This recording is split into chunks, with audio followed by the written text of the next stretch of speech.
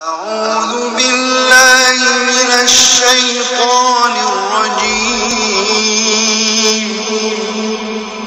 بسم الله الرحمن الرحيم.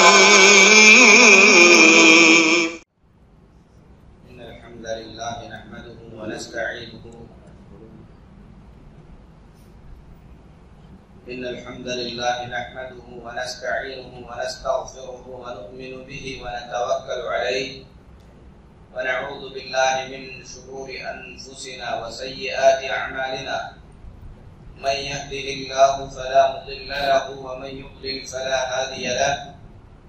وأشهد أن لا إله إلا الله وحده لا شريك له وأشهد أن محمدا عبده ورسوله أرسله بالحق بشيرا ونذيرا. أما بعد فإن أحسن الحديث كتاب الله وخير الهدي هدي محمد صلى الله عليه وسلم وشر الأمور محدثاتها وكل محدثة بدعة وكل بدعة ضلالة وكل ضلالة في النار. يا أيها الذين آمنوا اتقوا الله حق تقاته ولا تموتن إلا وأنتم مسلمون. يا أيها الناس اتقوا ربكم الذي خلقكم من نفس واحدة وخلق منها زوجها وبث منهما رجالا كثيرا ونساء واتقوا الله الذي تساءلون به والأرحام إن الله كان عليكم رقيبا. يا أيها الذين آمنوا اتقوا الله وقولوا قولا سديدا يصلح لكم أعمالكم ويغفر لكم ذنوبكم ومن يطع الله ورسوله فقد فاز فوزا عظيما. أما بعد.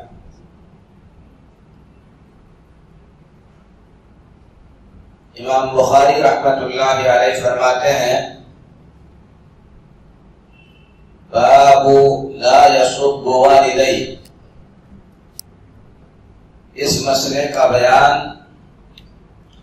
کہ آدمی اپنے والدین کو گالی نہ دے،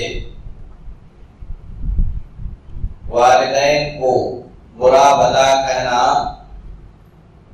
یہ کبیرہ گناہوں میں سے ہے.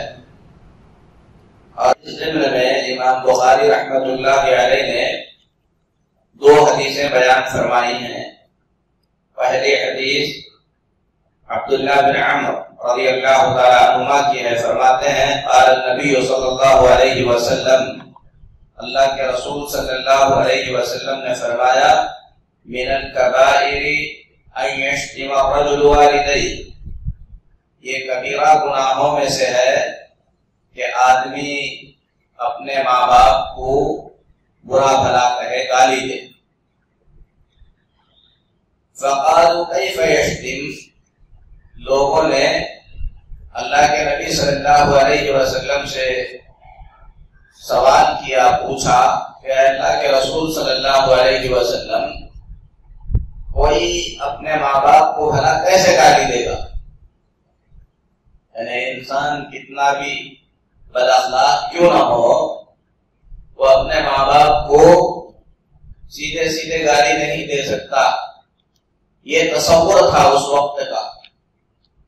لوگ مشرک تھے، دوسرے بہت سارے گناہ ان میں تھے، لیکن کوئی سیدھے سیدھے اپنے ماں باپ کو گالی نہیں دیتا تھا. اسی لیے صحابہ نے پوچھا اللہ کے نبی صلی اللہ علیہ وسلم کیف یشتم، کوئی کیسے اپنے ماں باپ کو گالی دے گا، کیسے انہیں برا بھلا کہے گا؟ تو آپ نے فرمایا یشتم ابا الرجل فیشتم اباہ و امہ. آدمی کسی کے ماں باپ کو گالی دیتا ہے تو وہ پلٹ کر جواب میں اس کے ماں باپ کو گالی دیتا ہے.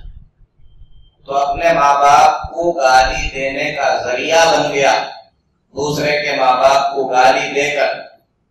تو اس طریقے سے گویا اس نے خود گالی دی. اگر وہ کسی کے ماں باپ کو گالی نہ دیتا تو سامنے والا بھی اس کے ماں باپ کو گالی نہ دیتا. تو کسی کے ماں باپ کو گالی دینا حقیقت میں اپنے ماں باپ کو گالی دینے کے برابر ہے. کیونکہ جواب میں آپ کے ماں باپ کو گالی ملے گی اور یہ کبیرہ گناہوں میں سے۔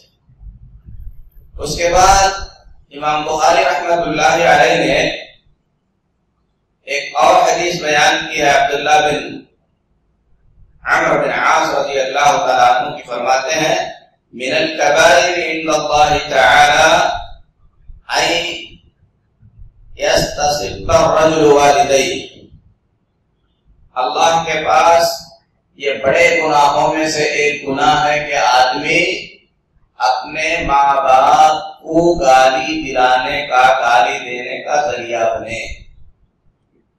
اب یہ کسی بھی طریقے سے ہو سکتا ہے، کوئی آدمی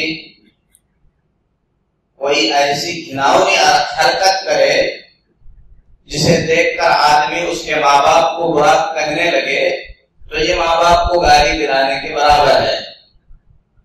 جیسے آدمی کوئی گندی حرکت کرے گا تو سامنے والا کہے گا کہ تیرے ماں باپ نے یہی تمیز سکھائی ہے، تو کوئی ایسا کام نہ کرے جس کی وجہ سے اس کے ماں باپ کو گالی دی جائے۔ تو فرماتے ہیں عبداللہ بن عمرو بن عاص رضی اللہ تعالیٰ عنہ کہ اللہ کے نبی صلی اللہ علیہ وسلم نے یہ فرمایا ہے کہ اللہ کے پاس بڑے گناہوں میں سے ایک گناہ یہ ہے کہ آدمی اپنے ماں باپ کی گالی کا ذریعہ اور سبب بنے۔ کسی کے ماں باپ کو گالی دے کر اس کے بدلے میں اپنے ماں باپ کو گالی دلانا، یہ ایک بات ہوئی۔ دوسرا، کوئی ایسی حرکت کرنا، کوئی ایسا کام کرنا جس سے لوگ جواب میں آپ کے ماں باپ کو برا کہیں، تو ایسی چیزوں سے آدمی کو پرہیز کرنا چاہیے، یہ بڑے گناہوں میں سے۔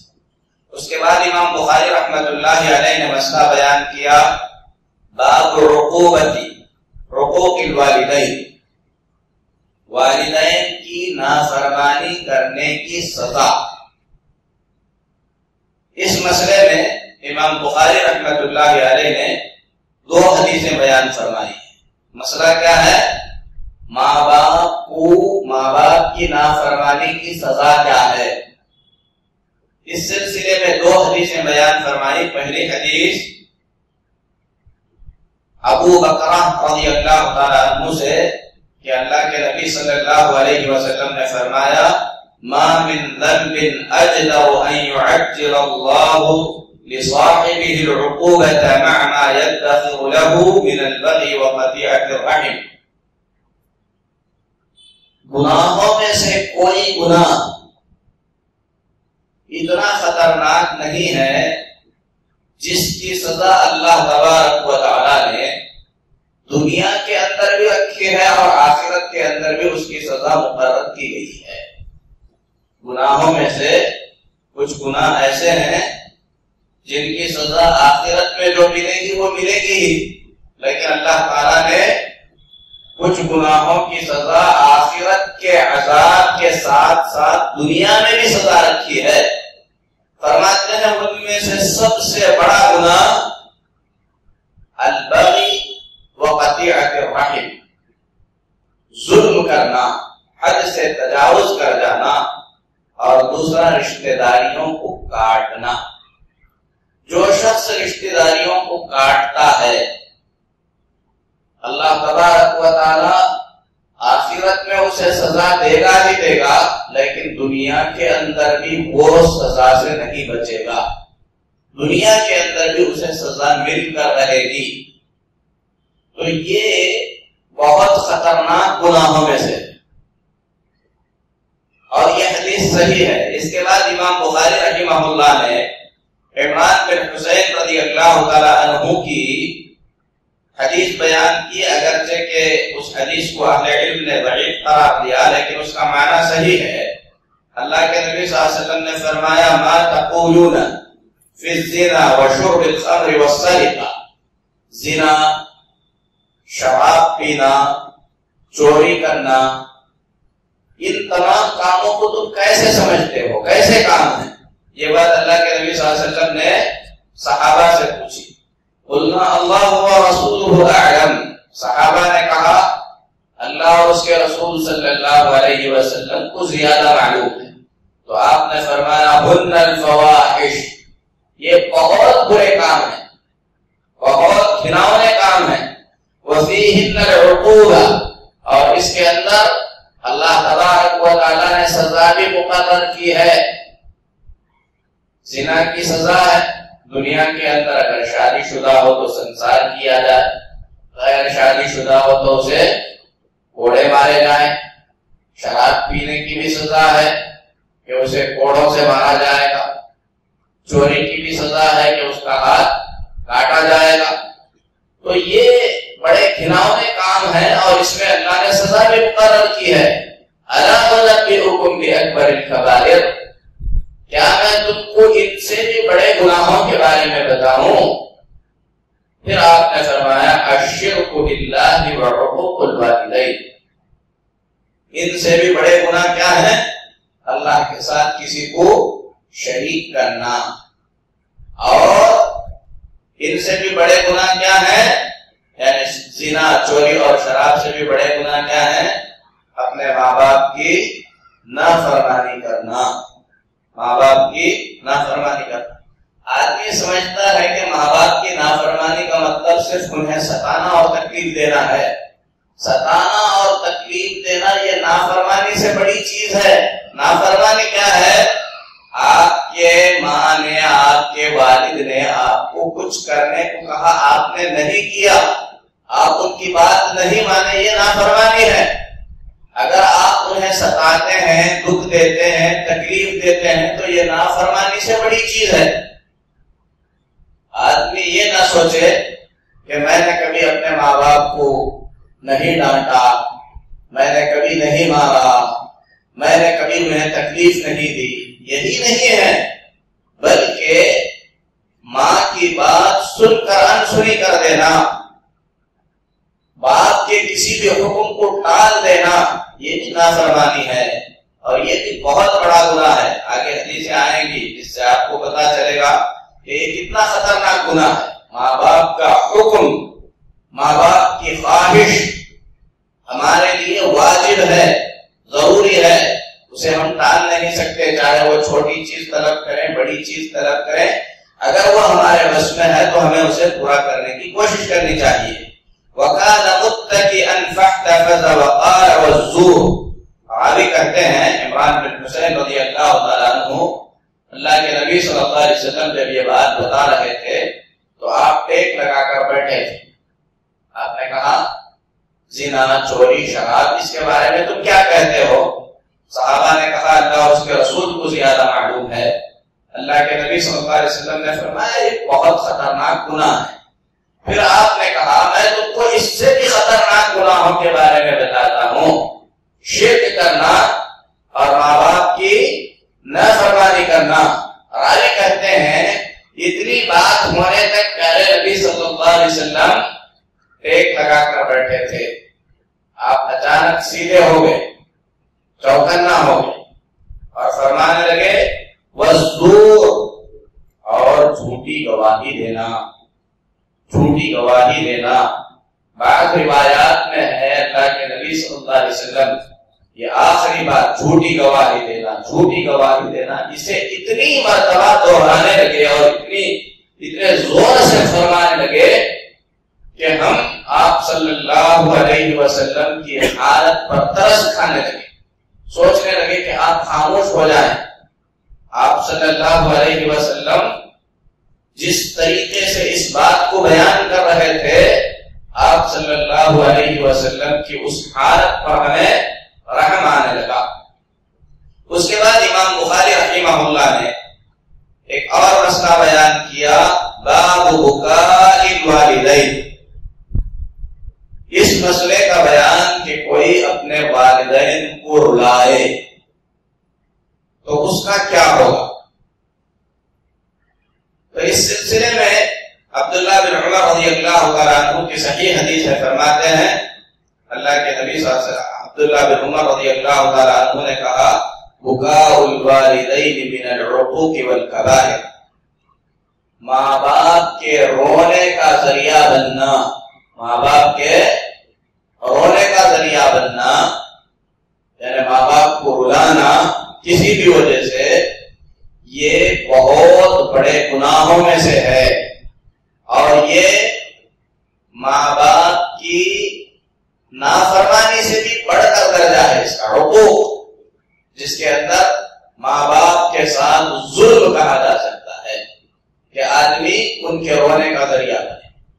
کیسے رونے کا ذریعہ بنے؟ یعنی ان کا دل دکھائے جس سے وہ رونے لگے، یا ماں باپ آپ کو دور جانے دینا نہیں چاہتے، آپ ان کی بات مانے بغیر چلے جائیں۔ اب یہ کسی بھی وجہ سے ہو سکتا ہے، آدمی اعلیٰ تعلیم حاصل کرنے کے لیے جانا چاہتا ہے لیکن ماں باپ کی اجازت نہیں دیتے ہیں۔ اہل علم کا صحیح فتویٰ یہی ہے کہ وہ ماں باپ کی رضا کے خاطر اگر ان کو پسند نہیں ہے تو ان سے دور نہ جائے، چاہے تعلیم حاصل کرنے کے لیے ہو، چاہے کمانے کے لیے ہو، چاہے کسی بھی وجہ سے ہو۔ اگر وہ راضی ہیں، خوش ہیں، وہ منع نہیں کرتے ہیں، لیکن ہوتا ہے کہ جب آپ جا رہے ہیں تو دکھ میں آنسو نکلتے ہیں، لیکن وہ کہہ رہے ہیں آپ جائیے، اجازت دے رہے ہیں تو آپ جا سکتے ہیں، لیکن آپ کی اچھی سے اچھی جاب ہے، ماں باپ کہہ رہے ہیں کہ ہم آپ کی جدائی برداشت نہیں کر سکتے، آپ مت جاؤ، تو جانا جائز نہیں جا سکتے آپ، نہ کمانے کے لیے جا سکتے ہیں، نہ پڑھائی کے لیے جا سکتے ہیں، یہاں تک کہ جہاد کے لیے بھی نہیں جا سکتے۔ اور اس سلسلے میں حدیثیں گزر چکی ہیں، اور آپ تمام کو معلوم ہوگا اویس قرنی رحمت اللہ علیہ یمن کے انتہائی نیک شخص اور جو ہے تابعین کے سردار ہیں اویس قرنی۔ اللہ کے نبی جناب محمد رسول اللہ صلی اللہ علیہ وسلم کی آمد کے بارے میں انہیں پتا چلا، آپ کی تعلیمات کے بارے میں پتا چلا، اسلام قبول کر لیا یمن میں رہتے ہوئے۔ اللہ کے نبی صلی اللہ علیہ وسلم سے ملنے کے لیے نہیں آ سکے، کیوں؟ کیونکہ ان کی ایک والدہ تھی جو بوڑھی تھی اور وہ انہیں تنہا چھوڑ کر نہیں آ سکتے تھے۔ نبی کے زمانے میں رہنے والے ایک مسلمان کو نبی پاک صلی اللہ علیہ وسلم کے دیدار سے زیادہ شرف اور بزرگی کی بات کیا ہو سکتی ہے؟ اپنی ماں کے خاطر انہوں نے اللہ کے نبی صلی اللہ علیہ وسلم سے ملنے کا سفر ٹال دیا، اور اللہ کے نبی صلی اللہ علیہ وسلم نے ان کی تعریف بھی کی۔ ان کی ماں کی اس خدمت کی وجہ سے اللہ تبارک و تعالیٰ نے انہیں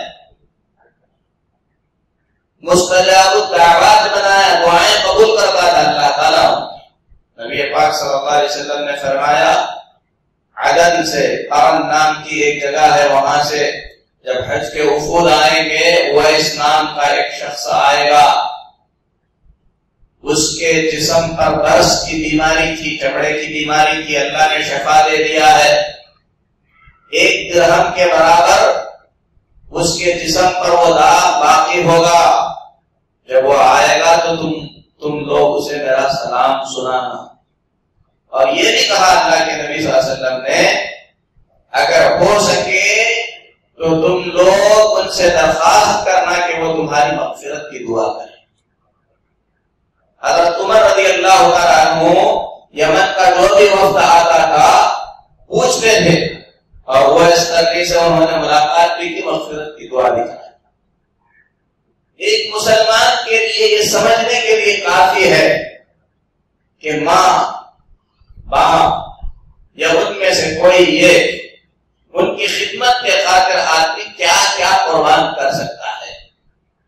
ایک اللہ کا نیک بندہ نبی کے زمانے میں رہ کر نبی پاک صلی اللہ علیہ وسلم کے دیدار کا شرف اگر ماں کی خدمت کے لیے چھوڑ سکتا ہے تو تو پھر وہ کون سی دنیا کی چیز ہوگی جسے ماں باپ کی خدمت کے لیے چھوڑا نہیں جا سکتا؟ تو امام بخاری رحمہ اللہ نے عبداللہ بن عمر رضی اللہ تعالیٰ عنہ کی حدیث بیان فرمائی، بکاء الوالدین من العقوق والکبائر، ماں باپ کے رونے کا ذریعہ بننا یہ بہت بڑے گناہوں میں سے ہے۔ ان کو ستا کر، ان کو پریشان کر کے، یا ان سے دور ہو کر، یا کسی بھی وجہ سے آدمی کو ہر ممکن یہ کوشش کرنی چاہیے کہ کبھی ماں باپ کے آنکھ سے آنسو نہ نکلے، بھلے وہ آپ کو کچھ نہ کہیں، آپ کے سلوک سے اگر انہیں تکلیف ہو کر ان کی آنکھوں سے آنسو نکلتے ہیں تو یہ تباہی اور بربادی کے لیے کافی ہے۔ اللہ سب کی حفاظت کرے۔ اس کے بعد امام بخاری رحمہ اللہ نے مسئلہ بیان کیا، کہا باب دعوت الوالدین، اس مسئلے کا بیان کہ ماں باپ کی دعا یا بد دعا کیا اثر کرتی ہے۔ ماں باپ یا ان میں سے کوئی اگر دعا کرے یا بد دعا کرے تو عام دعاؤں سے یہ دعا بالکل الگ ہوتی ہے۔ اگر ماں باپ دعا بھی کرتے ہیں تو ماں باپ کی دعا دوسروں کے دعا کی جیسی نہیں ہے۔ ماں باپ اگر بد دعا کرتے ہیں تو ماں باپ کی بد دعا عام لوگوں کے بد دعا کی جیسی نہیں ہے۔ اور ماں باپ اپنے بچوں کے لیے یوں ہی دعا کرتے ہیں، اگر بچے نیک ہو کر انہیں خوش کرتے ہیں، ان کی خدمت کرتے ہیں، ان کی خوشی کا خیال رکھتے ہیں،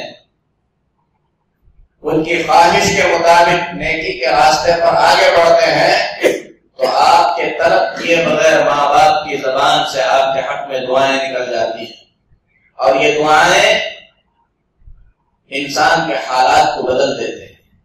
اللہ قبول کرتا ہے ایسی دعاؤں کو، اللہ رد نہیں کرتا۔ اور اگر کوئی شخص ماں باپ کا دل دکھاتا ہے، انہیں پریشان کرتا ہے، تکلیف پہنچاتا ہے، تو بہت زیادہ پریشان ہونے کے بعد ماں باپ کی زبان سے بد دعا نکلتی ہے۔ اللہ نے جسے اولاد کی نعمت سے نوازا ہے، خود کو چاہیے کہ اپنے اولاد کے حق میں دعا کریں، اولاد کے حق میں بد دعا نہ کریں۔ جن کے ماں باپ زندہ ہیں انہیں چاہیے کہ ایسے اعمال کریں جس سے انہیں ماں باپ کی دعائیں ملیں۔ اس سلسلے میں امام بخاری رحمۃ اللہ علیہ نے ابو ہریرہ رضی اللہ تعالیٰ عنہ کی دو حدیثیں بیان فرمائی ہیں۔ دونوں حدیثیں ابو ہریرہ رضی اللہ تعالیٰ عنہ کی ہیں۔ فرماتے ہیں اللہ کے نبی صلی اللہ علیہ وسلم نے فرمایا، ثلاث دعوات مستجابات لہن لا شک فیہن، تین دعائیں ایسی ہیں جو قبول ہو کر ہی رہتی ہیں اور اس میں کوئی شک نہیں۔ کیا کہا نبی صلی اللہ علیہ وسلم نے؟ تین دعائیں ایسی ہیں جو قبول ہو کر ہی رہتی ہیں اور اس میں کوئی شک نہیں ہے۔ دعوت المظلوم، ایسے شخص کی بد دعا جس پر ظلم کیا گیا ہے، یہاں تک کہ اگر وہ کافر بھی ہے تو اللہ اس کی بد دعا قبول کرتا ہے۔ مظلوم کی بد دعا، اسی لیے آدمی کو چاہیے کہ کسی پر ظلم نہ کرے۔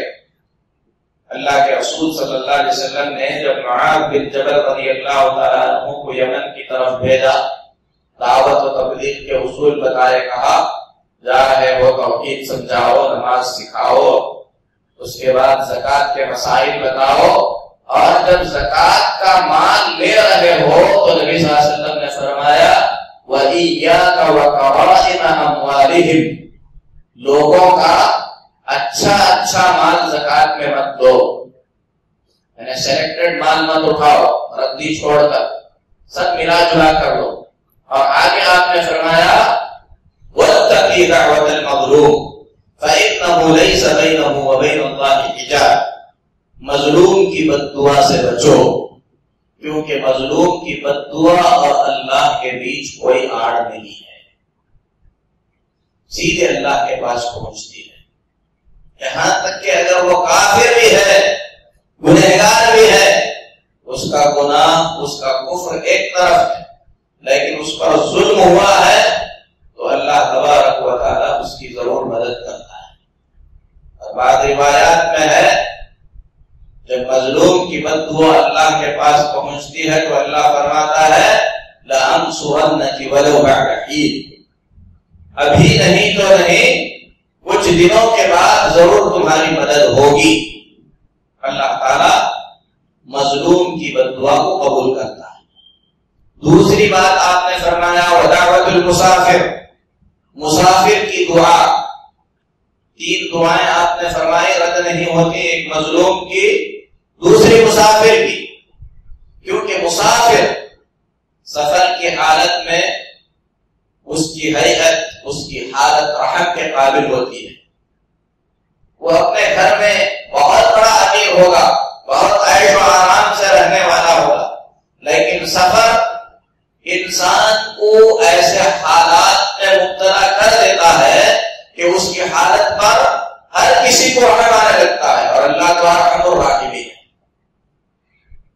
اسی لیے جب مسافر ہاتھ اٹھا کر دعا کرتا ہے، اس کا دل بہت پسیجا ہوا ہوتا ہے، دل سے نکلتی ہے دعا، اس کی حالت قابل رحم ہوتی ہے، اور جب وہ ہاتھ اٹھا کر دعا کرتا ہے تو اللہ اس کی دعا کو رد نہیں کرتا۔ اس کے بعد فرمایا وَدَعْوَةُ الْوَالِدِ عَلَى وَلَدِهِ، اور والد کی دعا اولاد کے خلاف، اولاد کے لیے والد کی بد دعا۔ اس حدیث میں کہا گیا، دوسری روایت میں ہے والد کی دعا اولاد کے حق میں۔ ہم لوگ اپنے اولاد کے بگڑ جانے کا بڑا شکوہ کرتے ہیں، لیکن اپنی حالت پر ہم غور کریں کہ اپنی اولاد کے حق میں ہم دعا کتنا کرتے ہیں، کتنی عاجزی سے اللہ تعالیٰ سے ہم اپنے اولاد کی صلاح مانگتے ہیں، ان کی نیکی کا سوال ہم اللہ سے کتنا کرتے ہیں۔ اللہ والد اور والدہ کی دعا کو رد نہیں کرتا، اسی لیے آدمی جتنی محنت، جتنی کوشش اپنے اولاد کے مستقبل کو بنانے کے لیے کرتا ہے، اسے چاہیے کہ اتنی ہی زیادہ دل کی گہرائی سے اللہ کی بارگاہ میں ہمیشہ دعا کرتا ہے۔ اللہ سے دعا ہے اللہ سب کی اولاد کو نیک بنائے۔ تو اولاد کے حق میں دعا اور بد دعا رد نہیں ہوتی، اسی لیے آدمی کو ایسے اعمال کرنا چاہیے جس سے والدین کی دعا حاصل ہو، اور جن کی اولاد ہے والدین کو اپنے اولاد کے حق میں دعا دینی چاہیے۔ آخری حدیث ہے، تھوڑی لمبی حدیث ہے، لیکن ایک عجیب و غریب قصہ امام بخاری رحمت اللہ علیہ نے ابو ہریرہ رضی اللہ تعالیٰ عنہ کی روایت سے بیان کیا ہے۔ فرماتے ہیں، حدیث صحیح ہے، سمعت رسول اللہ صلی اللہ علیہ وسلم یقول، میں نے اللہ کے نبی صلی اللہ علیہ وسلم کو فرماتے ہوئے سنا، ما تکلم مولود من الناس فی مہد الا عیسی ابن مریم وصاحب جریج، گود میں بچپن کی حالت میں، دودھ پینے کی حالت میں عیسیٰ علیہ السلام اور جریج والے کے سوا کسی نے بات نہیں کی۔ یہ ایک عجیب حدیث ہے۔ اس حدیث میں اللہ کے نبی صلی اللہ علیہ وسلم نے فرمایا گود میں 2 بچوں نے بات کی۔ ایک اور روایت میں 3 کا ذکر ہے، اور وہ حدیث جو ہے بخاری اور مسلم میں۔ قیل یا نبی اللہ وما صاحب جریج، صحابہ نے کہا اے اللہ کے نبی صلی اللہ علیہ وسلم یہ جریج کا کیا معاملہ ہے، صاحب جریج کون ہے؟ کیونکہ عیسیٰ علیہ السلام کے بات کرنے کا ذکر تو قرآن پاک میں ہے۔ اللہ تبارک و تعالیٰ نے فرمایا فَأَتَتْ بِهِ قَوْمَهَا تَحْمِلُهُ، عیسیٰ علیہ السلام کو جنم دینے کے بعد مریم انہیں اٹھا کر اپنے قوم کے پاس لے کر آئی۔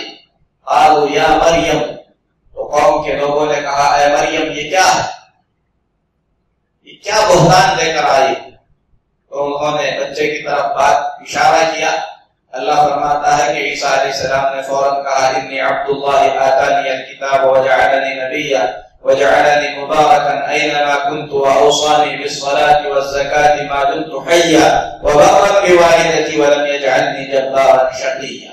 اتنی باتیں عیسیٰ علیہ السلام نے کہی. پیدا ہوئے تھے اسی دن کہا کہ میں اللہ کا بندہ ہوں, اللہ نے مجھے کتاب دیا, نبی بتانے والا ہے, اللہ نے مجھے بابرکت بنایا ہے جہاں پر بھی میں رہوں, اللہ نے مجھے نماز اور روزے کی وصیت فرمائی ہے, میں اپنے ماں کی پاکی بیان کرتا ہوں کہ میری ماں پاک ہے, اور اللہ تبارک و تعالیٰ نے مجھے سخت اور بدبخت نہیں بنایا. یہ باتیں عیسیٰ علیہ السلام نے کب کہی؟ پیدا ہوئے فوراً. جبکہ پیدا ہونے کے بعد بچہ فوراً بات نہیں کرتا, باتیں سیکھنی پڑتی ہیں. شروع میں ٹوٹے پھوٹے الفاظ بولتا ہے, لیکن اللہ تعالیٰ ہر چیز پر قادر ہے. تو صحابہ نے کہا صاحب جریج کیا ہے, جریج والا کون ہے؟ اللہ کے نبی صلی اللہ علیہ وسلم نے فرمایا جریج ایک عبادت گزار آدمی تھا. کیسا آدمی تھا؟ راہب, اللہ سے ڈر کر عبادت میں لگا ہوا آدمی. بعض روایات میں ہے کہ وہ ایک تاجر تھے, تجارت کرتے تھے. تجارت میں کئی مرتبہ انہیں گھاٹا ہوا, نقصان ہوا, تو پھر انہوں نے سوچ لیا کہ میں ایک ایسی تجارت میں لگ جاتا ہوں جس میں ذرہ برابر بھی گھاٹا نہ ہو, اور وہ اللہ کے ساتھ تجارت میں لگ گئے, عبادت میں مشغول ہو گئے, راہب بن گئے. پوری دنیا سے کٹ کر بستی سے دور الگ ایک چھوٹا سا عبادت خانہ بنا کر اپنے آپ کو اس عبادت خانے کے اندر محصور کر کے اسی میں رہ گئے. فرماتے ہیں اللہ کے نبی صلی اللہ علیہ وسلم کان رجلا راہبا فی صومعۃ اللہ, وہ ایک عبادت گزار بندہ تھا, اپنے گرجا گھر میں عبادت کرتا تھا, اور وہاں پر اس کے گرجا گھر کے پاس ایک گائے چرانے والا جو ہے چرواہا بھی ہوتا تھا, اور ایک عورت دیہات کی, اس گاؤں کی ایک عورت اس گائے کے چرواہے کے پاس آیا جایا کرتی تھی, اور اس سے اس کے غلط تعلقات تھے. فرماتے ہیں اللہ کے نبی صلی اللہ علیہ وسلم فأتت أمه يوما أسفل صومعته فقالت يا جریج, ایک دن اس کی ماں, جریج کی ماں اس کے عبادت خانے کے پاس آئی, اور آ کر اس نے آواز دی, کہا اے جریج. تو جریج نماز میں مشغول تھے. اللہ کے نبی صلی اللہ علیہ وسلم فرماتے ہیں انہوں نے کہا ربی امی و صلاتی, اے اللہ ایک طرف میری ماں کی پکار ہے اور ایک طرف میں نماز میں مشغول ہوں, کیا کروں؟ اللہ کے نبی صلی اللہ علیہ وسلم نے فرمایا انہوں نے نماز مکمل کر لی, نماز پڑھنے لگے. ماں نے دوبارہ آواز دی, یا تو اسی وقت یا تو بعض روایات کے مطابق گئی آئی, آ کر دوبارہ اس نے پکارا. اس وقت بھی وہ نماز میں مشغول تھے کیونکہ اللہ کی عبادت کے لیے ہی دنیا چھوڑ کر آئے تھے. ماں نے جب آواز دی تو کہا امی و صلاتی, میری ماں اور میری نماز, کیا کروں؟ اللہ کے نبی فرماتے ہیں فَمَا أَنْ يُوَفِّرَ صَلَاتَهُ, انہوں نے یہی مناسب سمجھا کہ نماز مکمل کر. تیسری مرتبہ آئی, تیسری مرتبہ بھی ماں نے آواز دی, تو جریج کے ساتھ ویسے ہی ہوا, نماز میں تھے, جواب نہیں دے سکے. تو اس وقت ان کی ماں نے بد دعا کی. بد دعا کرتے ہوئے ماں نے کہا لا اماتک اللہ حتی ترى وجوہ المومسات, اے جریج اللہ تجھے اس وقت تک موت نہ دے جب تک کہ تو بدکار عورتوں کی شکل نہ دیکھ لے. ماں بد دعا کر کے چلی گئی. اللہ کے نبی صلی اللہ علیہ وسلم فرماتے ہیں وہ بدکار عورت جو گائے کے چرواہے کے ساتھ بدکاریاں کرتی تھی, بچہ جنم بھی لے کر وہاں کے حاکم کے پاس, بادشاہ کے پاس پہنچی, اور جا کر اس نے شکایت کی, کہا کہ یہ جو ہے جریج کا بچہ ہے. فرماتے ہیں اللہ کے نبی صلی اللہ علیہ وسلم بادشاہ نے اپنے سپاہیوں کو بھیجا اور کہا اہدموا صومعته واتونی به, جاؤ جا کر اس کی عبادت گاہ کو ڈھا دو, گرا دو, توڑ دو اس کی عبادت گاہ اور اسے کھینچ کر لاؤ.